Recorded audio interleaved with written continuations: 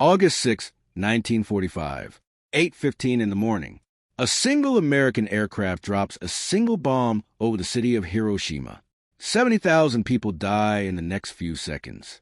Another 70,000 will die from radiation in the weeks and months that follow. 3 days later, a second bomb falls on Nagasaki. On August 15th, Emperor Hirohito speaks on the radio for the first time in his life. The Japanese people hear their emperor's voice for the first time. He tells them the war has ended. The world looks at the two bombs and draws a conclusion that has been taught in history classrooms for 80 years. The atomic bomb ended the war. Japan surrendered because of the atomic bomb. This conclusion is wrong. Not completely wrong. The bombs were real. The destruction was real. The shock to Japanese leadership was real. But the conclusion mistakes the final blow for the reason for the defeat. It mistakes the moment of surrender for the cause of the loss. Japan had already lost the war before the first bomb fell on Hiroshima. It had lost it mathematically, industrially, logistically, and strategically. The atomic bombs did not defeat Japan.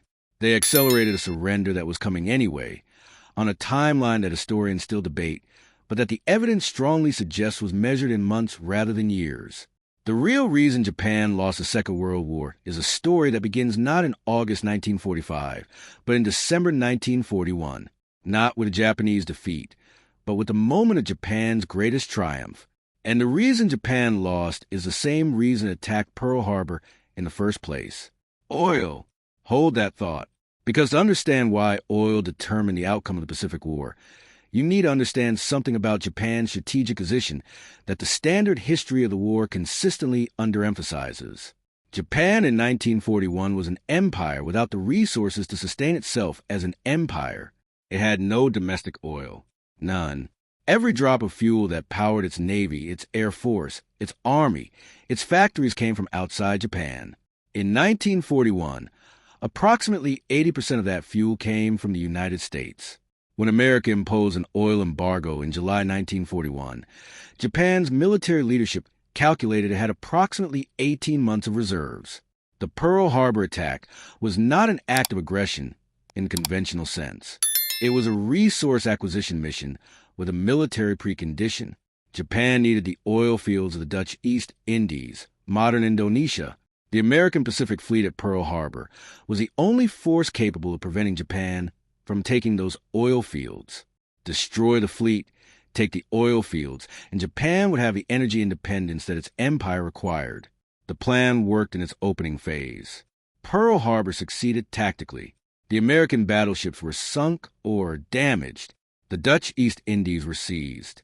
The oil fields came under Japanese control by March 1942.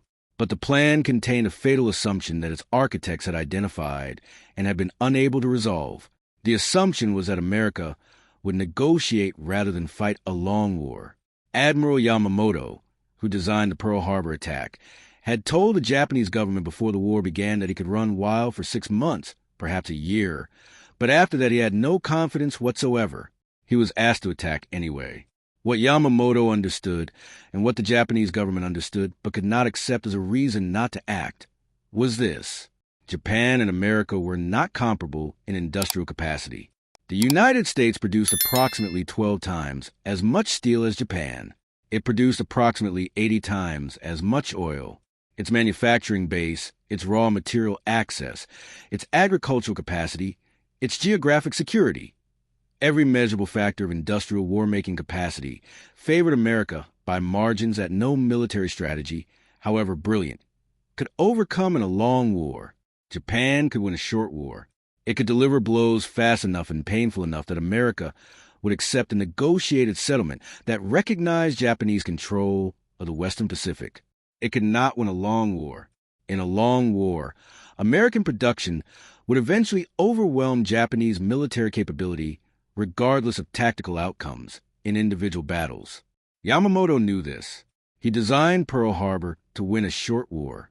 When the short war did not materialize, when America chose to fight rather than negotiate, the outcome became a matter of time and production. The time was measured in years. The production was always going to be decisive. Now, the second thing, the aircraft carriers. On December 7, 1941, When Japanese aircraft attacked Pearl Harbor, the three most important ships in the American Pacific Fleet were not at Pearl Harbor. The Enterprise, the Lexington, and the Saratoga were at sea on other missions. The battleships Japan sank were already becoming obsolete as naval weapons. The war Japan had just started was going to be decided by aircraft carriers. The three carriers that survived Pearl Harbor will be the foundation of the American naval response. 6 months after Pearl Harbor, at the Battle of Midway in June 1942, those carriers found their opportunity. Japanese naval intelligence had identified Midway Atoll as the next American defensive position and was planning an attack designed to draw the remaining American carriers into a battle where they could be destroyed. American codebreakers read the Japanese plan. The American carriers were waiting where Japan did not expect them. In 4 days of fighting, Japan lost 4 fleet carriers. The Akagi, the Kaga, the Soryu, and the Hiryu, 4 ships that had participated in the Pearl Harbor attack, were sunk. More importantly, the experienced pilots who flew from those carriers, men who had been trained for years and who represented irreplaceable expertise, died with their ships in numbers that Japan's pilot training program could not quickly replace. Yamamoto had predicted he could run wild for 6 months. He was right to the month. Midway was June 1942, exactly 6 months after Pearl Harbor. Japan never conducted a major offensive naval operation after Midway. The war that designed to last 6 months and end in a negotiated settlement had produced exactly what Yamamoto had predicted would happen if it lasted longer. The production gap between Japan and America was beginning to express itself in the number of ships and aircraft available on each side. That gap would only widen. Now the third reason Japan lost. The reason that military histories of the Pacific War underemphasize, because it is not as dramatic as carrier battles and island assaults. Submarines, American submarines in the Pacific, conducted one of the most effective campaigns of economic warfare in the history of naval conflict. By 1944 and 1945, American submarines were sinking Japanese merchant shipping faster than Japan could build replacement vessels. This mattered for the same reason that the oil embargo of 1941 had mattered. Japan was an island nation dependent on imports for survival. Food, raw materials, oil, ammunition, everything the Japanese war economy needed moved by ship. The sea lanes connecting Japan to its conquered territories in Southeast Asia were the arteries of the Japanese imperial system. American submarines were severing those arteries. By 1944, Japan was importing approximately 30% of what it had imported in 1941. The oil fields of the Dutch East Indies, the prize Japan had gone to war to capture, were producing oil. But the tankers that were supposed to move that oil to Japan were being sunk before they arrived. The oil Japan had attacked Pearl Harbor to secure was sitting in Indonesian ports while Japanese tankers burned in the Pacific. By the spring of 1945, the situation had become surreal in its severity. Japan had oil in the south. Japan had refineries in the home islands. The tankers connecting them were gone. Aircraft were grounded for lack of aviation fuel. Ships could not leave port. The industrial infrastructure that Japan had spent decades building was starving for the one resource it fought a war to secure. Japan had won the oil. It had lost the ships that moved the oil. The victory had been made irrelevant by the loss. The fourth reason is the one that produced the atomic bombs. The American air campaign against the Japanese home islands, conducted by B-29 bombers operating from captured Pacific islands, was by March 1945 systematically destroying Japanese cities. The bombing campaign did not use atomic weapons until August. Before Hiroshima, American B-29s had been burning Japanese cities with conventional incendiary bombs at a rate and on a scale that produced casualties comparable to the atomic attacks. The firebombing of Tokyo on the night of March 9th to 10th, 1945, killed approximately 80,000 to 100,000 people in a single night. 16 square miles of the city burned. The attack was repeated against Osaka, Nagoya, Kobe, and dozens of other Japanese cities through the spring and summer of 1945. By August 1945, when the atomic bombs fell on Hiroshima and Nagasaki, approximately 60 of Japan's largest cities had been substantially destroyed by conventional bombing. Japan's industrial capacity had been reduced to a fraction of its pre-war level. Its civilian population was experiencing food shortages that in some regions approached famine conditions. Its military was being equipped at levels that could not sustain continued resistance. The atomic bombs did not introduce destruction to Japan. They concentrated destruction of unprecedented magnitude in a single weapon and a single moment. They were psychologically and politically significant. They were not strategically decisive in a context where 60 cities had already been destroyed. The Soviet declaration of war on Japan on August 8, 1945, 2 days after Hiroshima, 1 day before Nagasaki, was, by the assessment of several historians who have studied the Japanese decision to surrender, at least as significant as the atomic bombs in producing the final Japanese decision. Soviet entry into the war meant Japan could no longer hope to use the Soviet Union as an intermediary for negotiated peace terms with the United States. Japan had been attempting, through diplomatic channels, to encourage Soviet mediation that might produce a negotiated end to the war on terms that preserved the imperial system.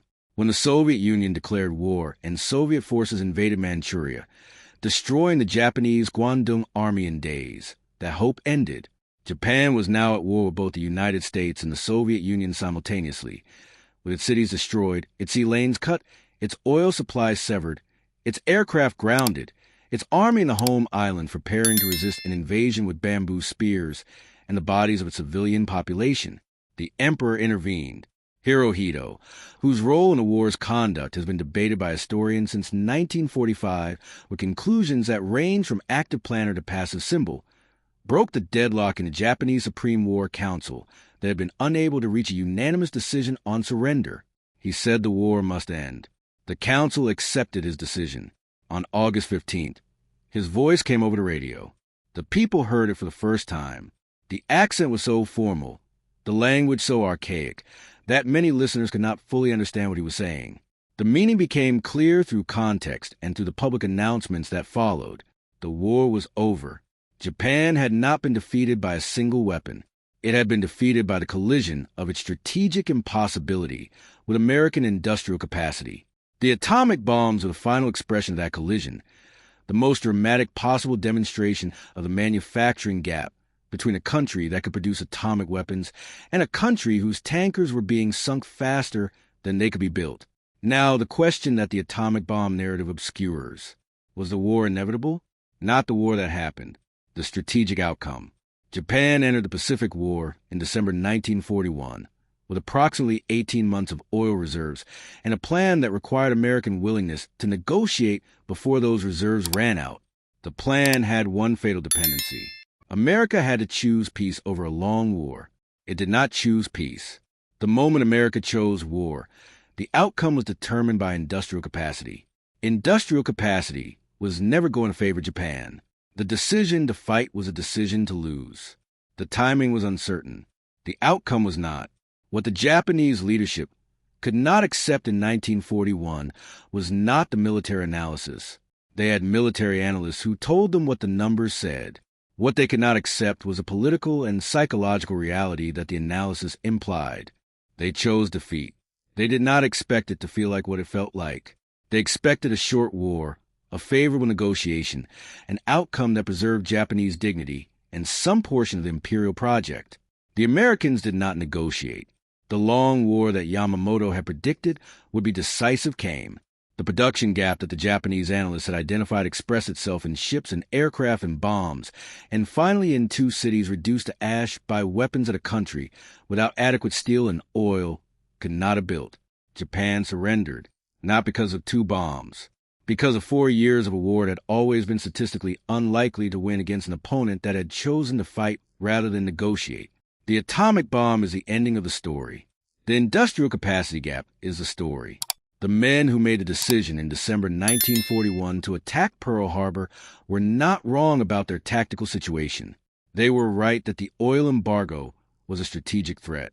They were right that the American Pacific Fleet was the obstacle to the resource acquisition Japan needed.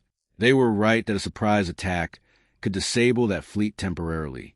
They were wrong about one thing, the thing that determined everything. They believed America would choose negotiation over a long war. America chose a long war. In that choice, Made by Roosevelt and by the American public in the weeks after Pearl Harbor, the outcome was decided, not in 4 years of island battles and submarine warfare and firebombing and atomic bombs. In the weeks of December 1941, when the question of whether to fight or accept what had happened was being settled in Washington, the answer was fight. From that answer, everything else followed, including the 2 bombs that the history books used to explain the surrender that the industrial analysis had made inevitable months before the bombs were built. Japan did not lose because of Hiroshima. Japan lost because of the decision made in Washington in December 1941 to fight a long war against a country that could not survive a long war. Hiroshima was the last page of a book whose ending had been written 4 years earlier. The book was written by a country that produced 12 times as much steel and 80 times as much oil. The words on the last page were just the final confirmation of a story that the numbers had been telling since before the first chapter began.